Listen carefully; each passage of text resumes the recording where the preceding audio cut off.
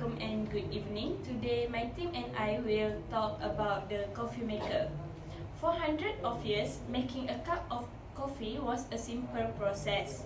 Roasted and ground coffee beans were placed in a pot or pan, to which hot water was added, followed by attachment of a lid to commence the infusion process.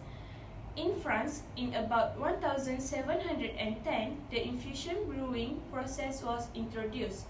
This involved submersing and ground coffee, usually enclosed in a linen bag, in hot water and letting it steep or infuse until the desired strength brew was achieved. There were lots of innovation from France in the late 18th century with help from Jean-Baptiste de Boulogne, the Archbishop of Paris. The idea that coffee should not be boiled gained acceptance.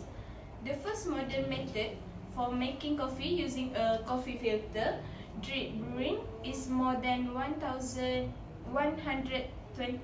years old, and its design had changed little. The beginning originating in France in 1780 was a two-level pot holding coffee in a closed top in an upper compartment into which water was poured, to drain through holes in the bottom of the compartment into the coffee pot below. Coffee was then dispensed from a spot on the side of the pot. The quality of the brewed coffee depended on the size of the grounds. After my friends explained about her part, my part is function and the part of coffee maker. The function of the coffee maker is a cooking appliance used to make a coffee. The component of the coffee maker, it has a reservoir, one-way valve, tubing, wire, coffee filter, coffee tank, heating element, sensor, aluminium and plate. Reservoir is to store the cold water. The one-way valve is to prevent the bubble from going up to the reservoir, while tube is to flow the water from the reservoir to the heating elements. Wire is to produce electricity. Sensor and aluminium is the components under the plate. Sensor is to set the ideal temperature to boil the water. Aluminium is to be heated by the electricity, while the plate is to be heated by the aluminium and to keep the coffee warm.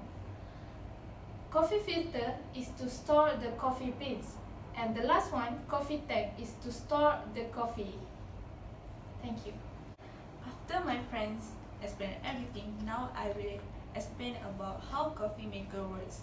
First, we'll need to fill up the reservoir and coffee filter. Then, we start the coffee machine and the wire will produce electricity and which produce heat. That will heat the aluminium and the plate. The sensor will set the temperature between 91 and 96 Celsius. When the water starts to boil and coil up in the tube, one side of the tube will prevent the bubble to go out to the reservoir. The boiling water will go through the coffee filter.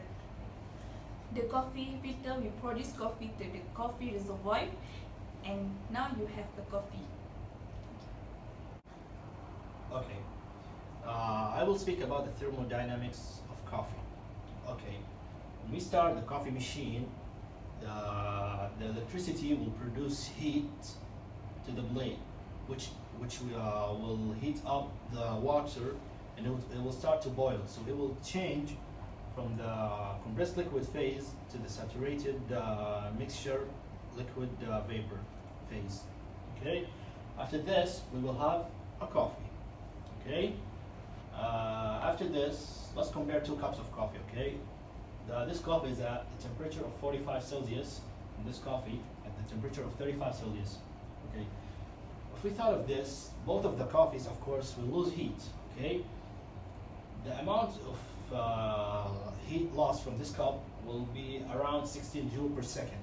Okay, but for this cup, it will be only 8 joule per second. The reason for this is to make it like an equilibrium.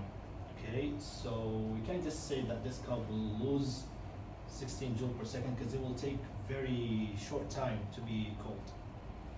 Finally, one of the advantages of coffee maker that it's easy to use and it gives you the ideal temperature for the coffee that you want and it saves your time. Thank you. At the end of this video, I would like to thank my team for helping me doing this project. I hope you like this video and you enjoy it. Thank you for watching it and have a good day.